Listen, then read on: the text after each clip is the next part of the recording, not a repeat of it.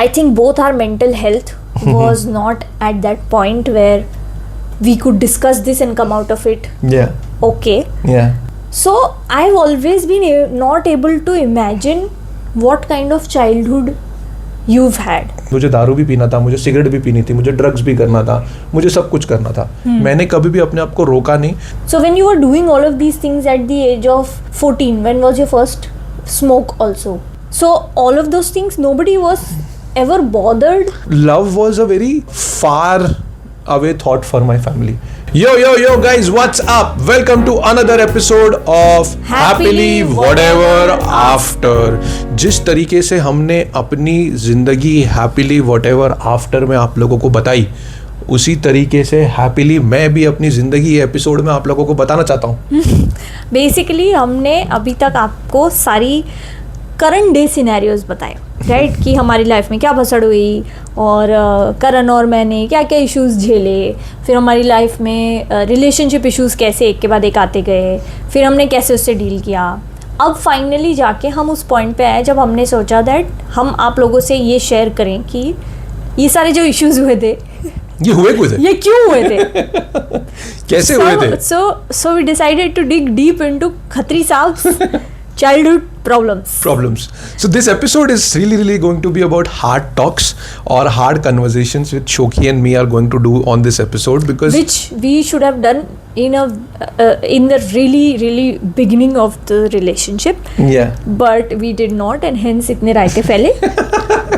तो आज हम वो conversation आप लोगों के सामने लेके आ रहे हैं, Yeah. so that if even 1%, like we've always known, even 1% of this conversation inspires you to make some changes in your life, Yeah. or even 1% of this conversation resonates with you, that it has happened to you Yeah. before in your life, then you can start to take steps, take Yeah. actions Yeah. to fix it. Yes.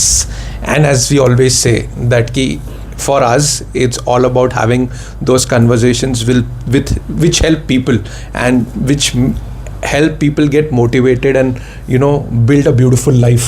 Yeah. So in this whole episode I'm going to talk about what happened with me since childhood and how coming from, you can say, dysfunctional background where you have drama, where you have emotions, where you have alcoholism, where you have उसको क्या बोलते हैं, domestic violence, where you have all kinds of childhood trauma that Yeah. Karan has faced Yeah. is what we are attempting to discuss today.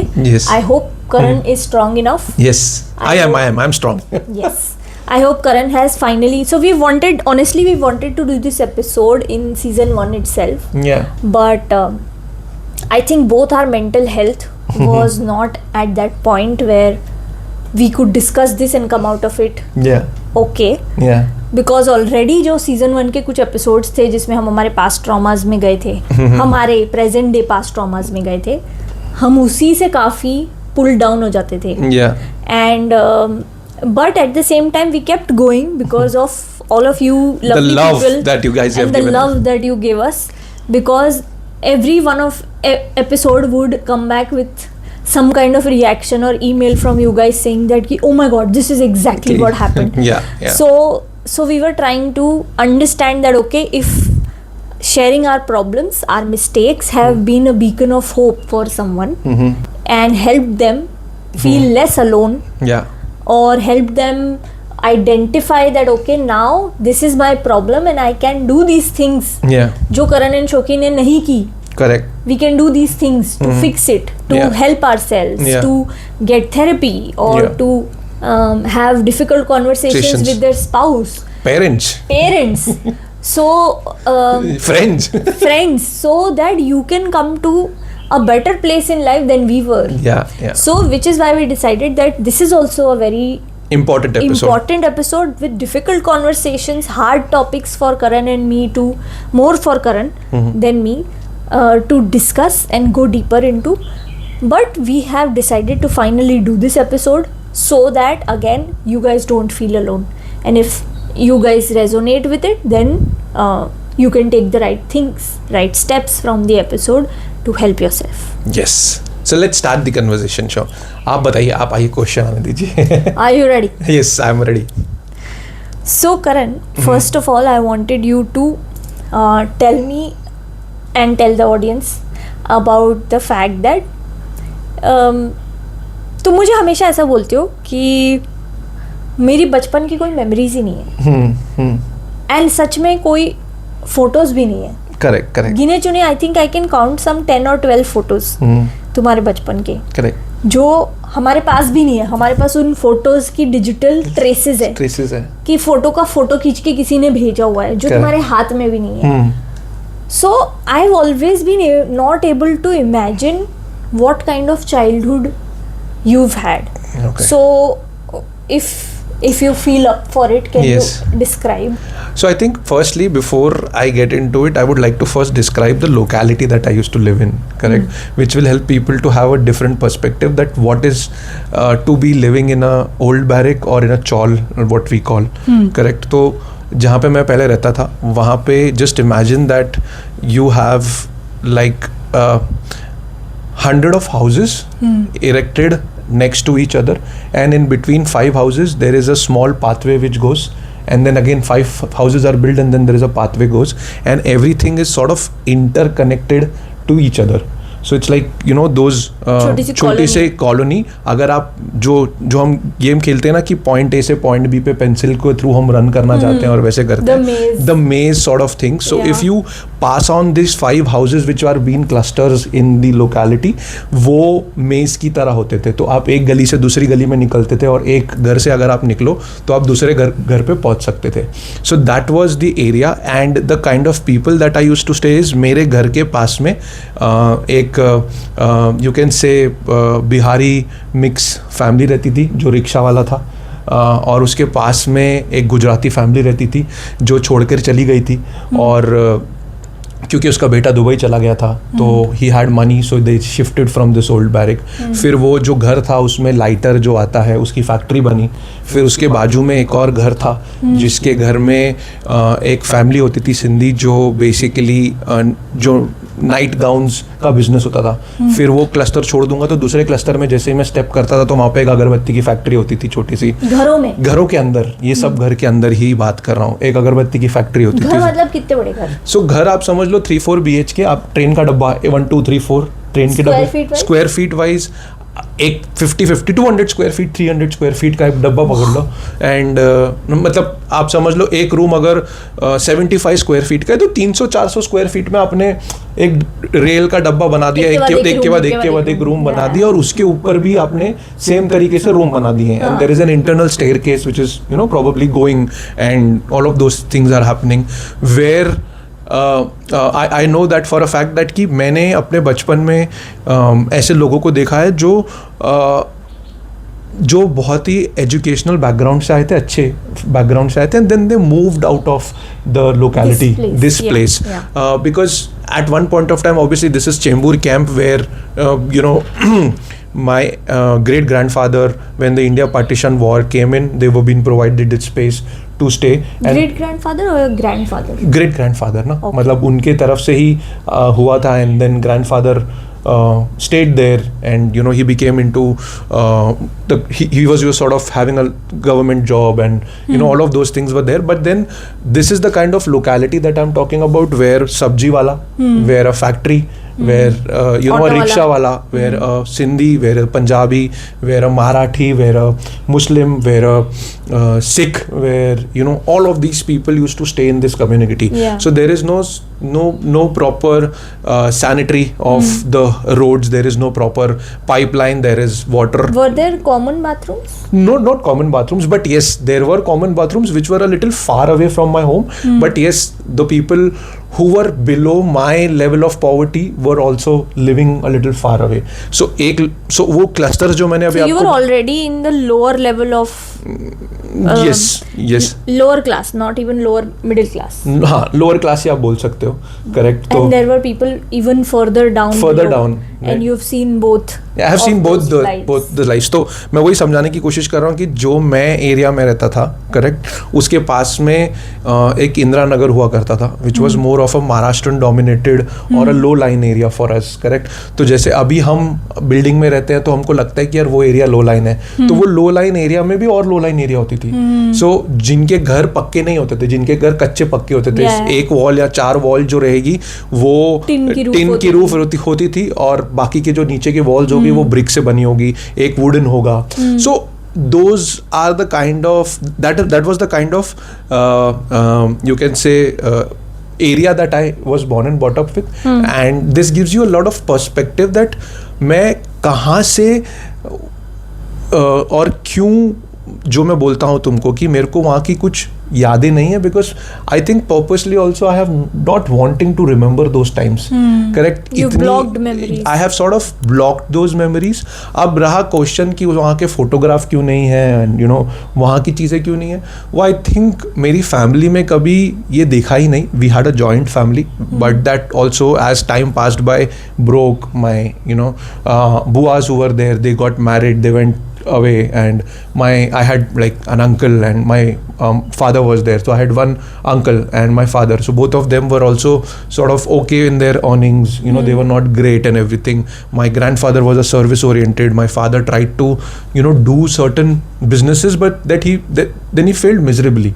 He never had like I think my father is also 12th fail, if I'm not wrong, or 12th pass. मेरे पास शायद certificate होगा, ढूंढूंगा. तो मेरे पापा को भी नहीं पता होगा कि मेरे पास उसका सर्टिफिकेट है, because I had saved it. I don't know why, but yes I had saved it. Also I think Karan is the मुनीम जी of his family. I joke about it because जिसके जो चिंदी फिंदी paper, bill, certificate, degree, bank notices, bank की passbook, bank का ये, bank का वो, सब कुछ एक ऐसे बड़े से बॉक्स में करण के पास अवेलेबल है.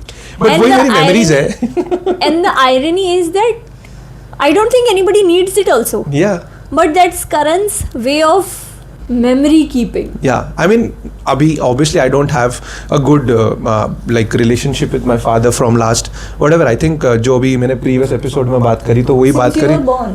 Since I was born, I never spoke good with my father. So I think last November, December की मैं बात करूँगा is what the first time I went to him. He never came to me, and I sort of spoke to him about like okay, whatever has happened, let's go, and you know हमारे बीच में बहुत कुछ हुआ था. And the best part about my father was that he was really appreciative of that कि वो तेरी life नहीं थी, वो you know you were probably chosen to be in this life, or he sort of acknowledged his bad things that he did in his life. He didn't hold any grudges or negative holdings to it. So he was like, जो होता है अच्छे के लिए होता है, and he sort of welcomed me from with his both arms. So that was a different perspective. But anyway, going back to the things that we were discussing is that कि ये एक माहौल था जहाँ पे मैं पला बड़ा था. एंड अगर मैं बात करूं कि लफड़े और झगड़े वहाँ पे, तो वो डेली आम थे. मतलब मियाँ बीवी के बीच में झगड़े होना, या किसी के घर में झगड़े होना, या राड़ा जिसको हम बोलते थे कि 4 दोस्त लोग मिले, किसी ने किसका सर फोड़ा, या you know all of those things were a part of my life. Yeah, so I was right when I first visited your mom's boutique in that area, and I thought that oh god, अभी यहाँ पे gang war होने वाला है. So yes, I think that was my. Guys, जो literally हमने जोश movie देखी होगी ना हमारे मिलेनियल्स ने, जहाँ पर ऐश्वर्या राय और शाहरुख खान ऐसे 2 ईगल और बिच्छू गैंग में होते हैं, और वो लोग गैंग आपस में लड़ रही होती है चीजों को लेके. It was literally exactly similar kind of society. But it was there, right? अभी जैसे मैं अगर बताऊं, ईगल एंड बिच्छू गैंग नहीं, लाइक हमारे यहाँ पे कैसे था, जो मैंने क्लस्टर्स बताए, राइट? तो हमारा एक सिंधी पड़ा हुआ करता था, एक पंजाबी पड़ा हुआ करता था, और एक इंदिरा नगर हुआ करता था, एक कौन सा था वो गुजराती पड़ा हुआ करता था, एक एरिया जहाँ पे सैनिटरी वर्कर्स जो होते हैं बेसिकली वो वहाँ पे रहते थे. तो आप यही जो मैं बता रहा हूँ clusters, these all clusters were technically interconnected. तो आप एक गली के अंदर से घुस के एक वॉल क्लाइंब करके आप दूसरे क्लस्टर में पहुंच सकते थे. पर अगर पहुंचते थे तो वॉर हो जाता, गैंग वॉर नहीं था, बट देन अगर आपने किसी वो वाली एरिया के लड़की को कुछ कर दिया तो I mean you know those were the things that कि गश्मेश्वर मित्र मंडल और इंदिरानगर मित्र मंडल एक दूसरे को मारेंगे, rock you know all of. So guys, eagle and बिच्छू का नाम था Gashmeshwar Mitra Mandal and Indiranagar. Oh god. And yeah, so यहाँ से देखिए निकल गया हमारे Shahrukh Khan. So yes, that's the crux of my childhood. तो वहाँ से like let me now pull you back to the present day Karan.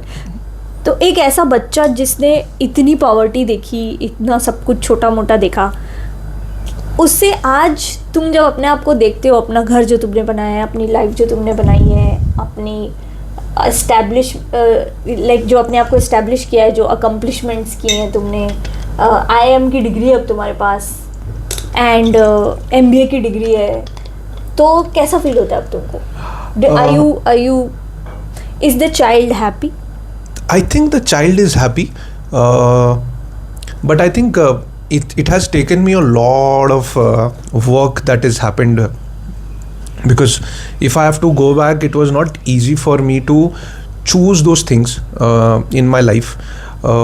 If I say so, why? Because I saw my father fighting, you know, for money with my mother, with my grandmother, and he had a lot of losses while making his business right, and he could not do it. He was doing it from a great heart that he wanted to support us, but life is such that, you know, until unless you try to do right things, you might not be able to. And in that, I think it also comes from the way that he was also born and brought up. Like if I talk about my grandfather and my grandmother, they were also, you can say at that point of time, my grandfather has done his bachelor's degree probably, or something. Oh. Yeah. Okay. So for that, at that point of time, it was huge, right? कि उस समय bachelor's degree करना या ये करना, तभी के लिए वो जॉब में थे, या उन्होंने की थी वो. तो उनके लिए अच्छा खासा जॉब था, गवर्नमेंट में करते थे जो भी करते थे, but he had also build a lot of property. But my grandfather also had a alcoholic, he was also alcoholic, drug abuse also there for him. So my father also saw the same way. He also became an alcoholic. He was never been appreciated in his life, and it was a sort of generational trauma that was going on from the family. Yeah, this is the classic example of generational trauma, right? So and in that, if you look at it, my uncle, who was my chacha, he also became alcoholic. तो वहाँ पे तो daily शाम में लोग मिलके दारू पीते थे. वहाँ पे कट्टा हुआ रहता था कि वहाँ पे मिलना है, दारू पियेंगे. And I also saw, and I also somewhere down the line, I think probably in my 8th standard, what was my age? 14 years. 14 years. मैंने भी अपने फर्स्ट बियर पी थी. राइट. तो व्हेन आई वाज 14 years, मेरे जो दोस्त थे वहाँ पे, I still have those memories with me where we had beer together. And ये कब हुआ था? जब हमारा गणपति का विसर्जन हो रहा था, because everyone was out of the house. आप किसी गली में चले जाओ, वहाँ से बियर खरीदो और बियर पियो. Right. So you can imagine that it was like कि आप को अपनी डेस्टिनी खुद बनानी थी. इसमें ऐसा नहीं बोलूँगा कि सिर्फ मेरा ही रोल था और मेरा ही सब कुछ किया था. There is a lot of role that my mother played in this. Correct. She also made sure that we get a good life. I was just going to come to that. So I was brought up with a lot of control by my parents, my mother. They always had an eye on कहाँ जा रहे हो, क्या कर रहे हो, कौन से कब स्कूल गए, कब कोचिंग गए, कब क्या हुआ, and all of those things. So when you were doing all of these things at the age of 14, when was your first smoke also? Yeah, that was my first smoke also. Yeah. So all of those things, nobody was ever bothered to keep an eye on you, or was it you think because you were a guy? Yeah, I was just coming to that point that कि मुझे लगता है कि जो locality में हम रहते थे ना, वहाँ पे फीमेल्स के लिए ज़्यादा इम्पोर्टेंस थी, बिकॉज आप वो लोकेलिटी में रहते हो, राइट. तो आपके जो घर पे डॉटर्स और यू कैन से जो बहू बेटियाँ जो होती है, करेक्ट, उनको आप ज़्यादा महत्व देते हो प्रोटेक्शन का, कि आप उनके साथ कुछ गलत ना हो जाए, या क्योंकि आसपास इतना आसपास इतना गलत ऑलरेडी है ना, चल रहा है, हाँ. तो आप उनको ज्यादा महत्व दोगे रादर देन अ मेल और अ मेल किड. फॉर मी, मेरे को मेरा चाइल्डहुड पता है कि यार मैं जो मेरे सर पे इतने जो चोटें दिखती है तुमको, करेक्ट, 1 2 3 4 5 6, ये सारे जो निशान हैं ये भी मारा मारी के निशान है समवेयर डाउन द लाइन. के जब हम आई स्टिल रिमेंबर एक जिम हुआ करता था हमारा, और वो जिम की जो गेट होती थी ना, करेक्ट, वो जिम की gate was a swing for me. Like आप बड़ी गेट थी, करेक्ट, तो आप उसमें पैर रख के खड़ा करते थे. तो एक जो किड होता था वो घुमाता था, झूला झूलाता था, और आप किड पे like that was the evening pass time for me.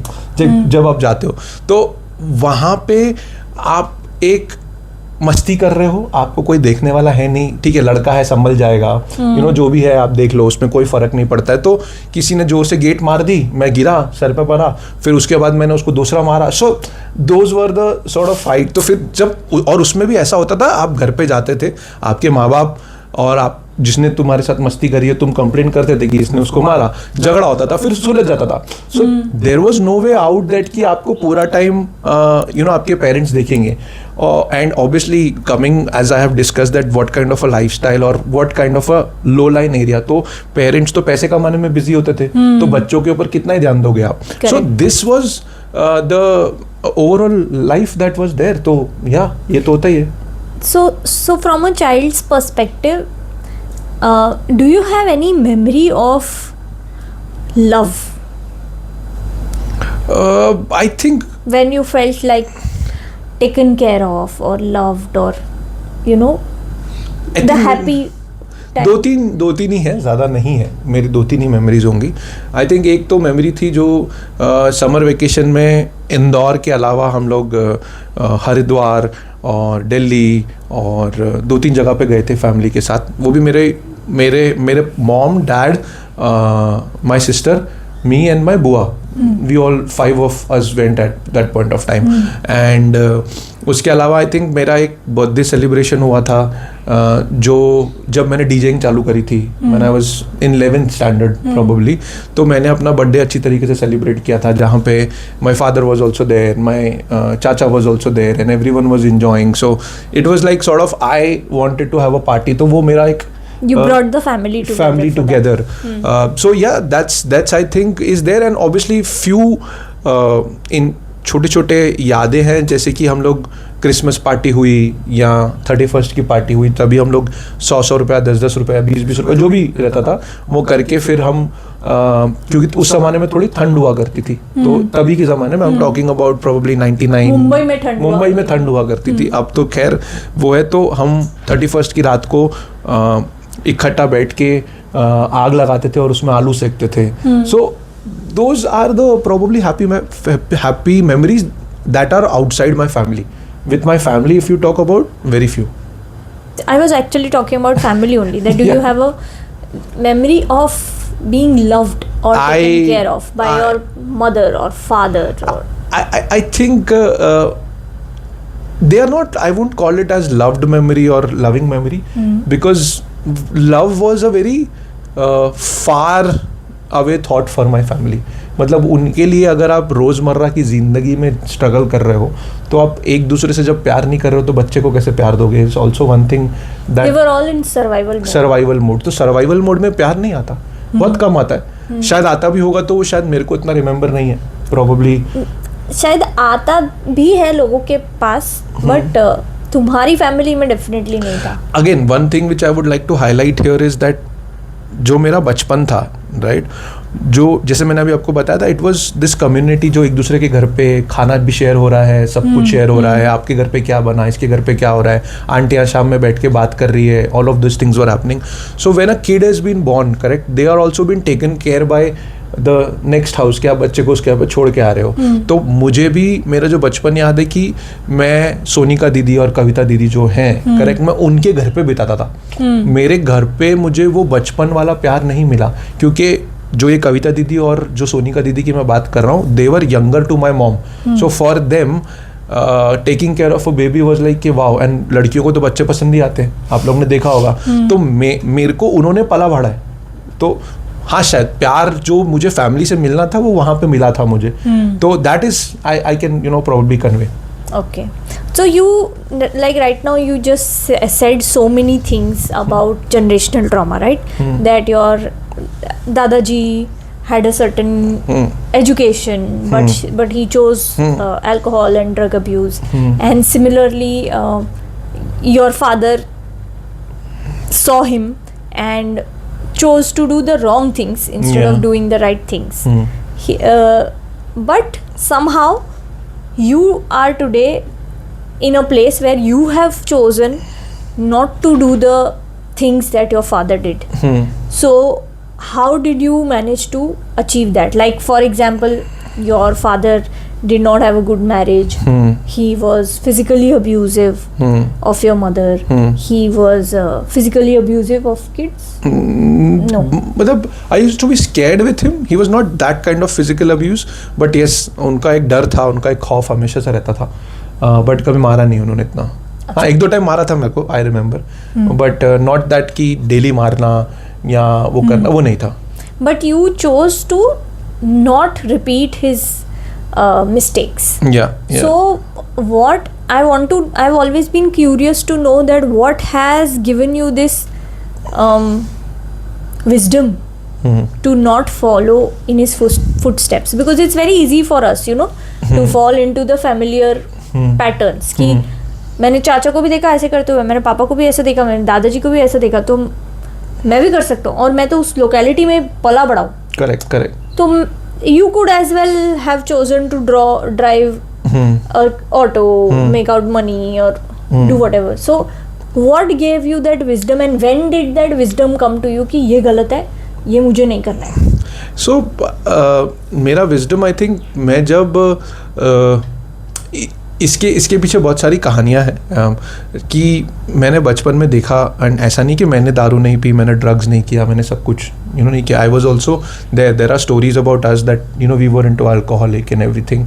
But कहीं ना कहीं इसमें एक रोल जो जाता है, वो बोलते हैं ना कि God has different approach towards life. Correct. आपको सिखाने के लिए वो कुछ एक अलग लाइफ दे देता है. तो ये सब जब हो रहा था, तो मॉम जो थी मुझे, वो आई स्टिल रिमेंबर दैट कि उसने मुझे 8th स्टैंडर्ड में शायद पहले टाइम जॉब पे भेजा था. फाइनेंशियल इश्यूज होते थे तभी. Correct. I also saw my sister earning at a very young age. She also went to a call centre. तभी कॉल सेंटर नए नए आए थे. If you guys notice that कि आज भी एक नाप तोल करके टीवी पे एक चीज़ आती है. करेक्ट. तो वो उस ज़माने में बहुत बड़ी हुआ करती थी कि दैट आप टेली कॉलर पे फ़ोन कर रहे हो और अपना ऑर्डर दे रहे हो. तो my sister was doing those jobs. She used to do a promotional activity job. तो मैंने अपने सिस्टर को भी देखा था at a very young age कमाने के लिए. मैंने अपनी मॉम को भी स्ट्रगल करते हुए देखा था. And when I used to see my mother struggling financially for even for the school fees to be paid, even for the tuition fees used to be paid, all of those things were a struggle, right? थोड़े time के बाद जब dad का ऐसा सब कुछ हो गया था, तो my mom had taken life in her own hands. उसने अपना पार्लर खोला था, उसने बहुत सारी चीज़ें करी थी. तो जब मैंने ये सब चीज़ें देखी, मैं बिगड़ा, और मेरी मॉम ने मुझे बहुत चिल्लाया, गुस्सा भी किया कि ये गलत है. तो एक सही गलत की अप्रोच तो पता थी, बट मुझे उसको टेस्ट करना था. मुझे दारू भी पीना था, मुझे सिगरेट भी पीनी थी, मुझे ड्रग्स भी करना था, मुझे सब कुछ करना था. मैंने कभी भी अपने आप को रोका नहीं. बट हाँ, हमेशा से एक ये था कि कुछ भी हो जाए, मैं अपनी फैमिली को हार्म नहीं करूँगा the way my father harmed my family, the way I did that. So that kind of wisdom, I think, I would say that I was lucky enough that little bit of education my mom feeded me with कि ये क्या सही है, क्या गलत है. Values उन्होंने मुझे, राइट वैल्यूज. तो वो जो वैल्यूज को जैसे जैसे मैंने पकड़ना चालू किया अपनी लाइफ में, और वो वैल्यूज को देखना चालू किया कि यार ये जो मैं कर रहा हूँ, इससे क्या क्या इफेक्ट हो रहे हैं. करेक्ट. ऐसा नहीं मेरी मॉम ने मुझे नहीं पकड़ा दारू पीते हुए, सिगरेट नहीं पीते हुए, सब ने सब कुछ पकड़ते हुए मुझे पकड़ा. But then I saw that कि these are the things which are just going to harm my relationship, and they are not going to take me anywhere in my life. The only thing which will help me is to become better day by day. It is to only come out of the misery that I have. तो मेरे लिए यही था कि अगर मुझे कुछ करना है तो मुझे अकेले ही करना पड़ेगा. मैं जाके ये गलत चीज़ों में फंस के नहीं कर पाता। क्योंकि ये तो समझ में आ गया था बहुत यंग एज से कि my father will not be able to help my family, and it was very difficult because I remember in 2003 is for the first time we filed the divorce case with my mother and father had a divorce case filed. How old were you? I think probably 18-19 years old. 19 years old is when mom and dad started filing the divorce. तब मेरा DJing का already एक वो passion था, setup हो चुका था. तो मेरे लिए पॉकेट मनी डीजेइंग में से निकालना बहुत ईजी हो चुका था. करेक्ट. क्योंकि उस समय मेरा ऐसा था कि महीने के 4 वीकेंड है, तो 4 वीकेंड पे मैं एक छोटा मोटा डीजेइंग का शो उठा लेता था. तो मेरे को 1000-2000 मिल जाते थे. तो मेरा 2 हफ्ता 3 हफ्ते का एक जो पैसे का जो रोटेशन थी वो आ गई थी. और एक और भी चीज़ थी जो मैंने, शायद बोलते ना कि God has a different plan, that कि पैसे को रोटेट करना कैसे आता है, वो मैंने देख लिया था. किससे देखा था? मतलब माई मॉम, राइट, कि आप व्हाट इज रोटेशन? रोटेशन को कैसे, अगर मैं एक नॉर्मल बताऊं तो मेरे जो मॉम का बिजनेस था वो क्या था. Correct. She had a parlour but she also had a business where she used to take clothes on approval basis, कि ये बिका तो मैं पैसे दूंगी, नहीं बिका तो I will return it. Correct. What she used to do is, किसी भी स्टोर पे जाती थी, वो 500 रुपए के अलग अलग टी शर्ट्स या जो भी उठाना रहता था वो उठाती थी और वो 700 रुपए में जाके लोगों को बेचती थी. और जो बिका, नहीं तो वो जो जितना माल लिया था वो बाकी, तो आप 200 रुपए कमा रहे हो उसमें से. करेक्ट. तो मैंने भी अपने डीजेइंग के लिए क्या कर लिया था कि जितने भी लोग थे मेरे डीजेइंग के, जिनके पास मोनोपोली होती थी डिफरेंट होटल्स के अंदर, उनको जाके मैंने अपना बोल दिया था कि डीजेइंग के लिए मेरे को बुलाना तो आप मुझे बताना, I will do the show for you, I will you give me 500 rupees, 600 rupees और 700 रुपीज, कि मैं 1-2 घंटा बजा लूंगा, 3 घंटा बजा दूंगा. अगर कोई बड़ा शो है गणपति विसर्जन के दिन पे या ऑल ऑफ दोज थिंग्स, तब मैं 3000-5000 ले लूंगा. तो मेरे लिए वो मैंने इनकम को सेट ऑलरेडी करना चालू कर दिया था, शोज लेना चालू कर दिए थे, मेरा नाम बनना चालू कर दिया था. तो मैंने क्या किया, जैसे जैसे मेरा नाम बनने लगा तो मैंने अपने कॉन्टैक्ट्स बढ़ाना चालू कर दिए, और कॉन्टैक्ट्स के साथ मैंने अपना साउंड को रेंट पे लेना चालू कर दिया था. 10,000 का शो होता था, 5,000 तेरा, 5,000 मैं कमाऊंगा. तो there was a need of money to everyone. तो I started understanding the way the money works for everyone at that point of time. तो वो मैंने निकाल लिया था. एक और बहुत ही खतरनाक स्टोरी है, मेरा डीजेइंग जब चालू कैसे हुआ था. करेक्ट. तो किस एज में चालू हुआ था? I think I was in 12th standard, 11th standard. 17 years old is when I started DJing. तो क्या हुआ था कि हम लोग शाम में ना खेल रहे थे. करेक्ट. 11th standard ऑब्वियसली हम खेल रहे थे, मस्ती कर रहे थे. तो हम खड़े थे और हमारे यहाँ पे रिक्शा वाले जो लोग थे वो थी. करेक्ट. तो वहाँ पे बहुत सारी रिक्शा होती थी. तो एक हम लोग के जो ग्रुप का छोटा बंदा था, वो कोई रिक्शा में बैठा और वहाँ पे ना फ़ोन बजने लग गया. तब नोकिया 3315 आया था. करेक्ट. वो 3315 था, उसको फ़ोन मिला. मैं बोला फ़ोन किसका है? तो बोला कि पता नहीं, ऑटो में मिला था. तो मैंने बोला फ़ोन मेरे को दे. तो उसने मुझे फ़ोन दे दिया, मैंने उसको 200 रुपये दे दिए और वो फ़ोन बेच दिया. और वो जब मैंने फ़ोन बेचा, उससे मैंने अपना मिक्सर खरीदा था छोटा सा, और मैंने फिर उसमें से CD प्लेयर बना के और डीजेइंग का इक्विपमेंट्स लेके जुगाड़ किया था. तो I still remember that was what 2,500 rupees of a phone that I sold, and at that point of time it was a lot of money. It was a lot of money. Yeah. So it's like universe gave you that phone. Yeah, I mean you can say that it gave me that phone. So yeah, that's been the crux of how I managed myself. So ये जो wisdom थी, ये it's a mix of my mother. It's a mix of my approach towards money. It's a mix of how I start living a life. I could have easily chosen to be my father. I could have chosen easily to be an alcoholic. I could have chosen easily to be like I work in an alcoholic industry. Like I work for one of the biggest brands today. Yeah. But then do I need to really live a life like my father is a choice that I had to make.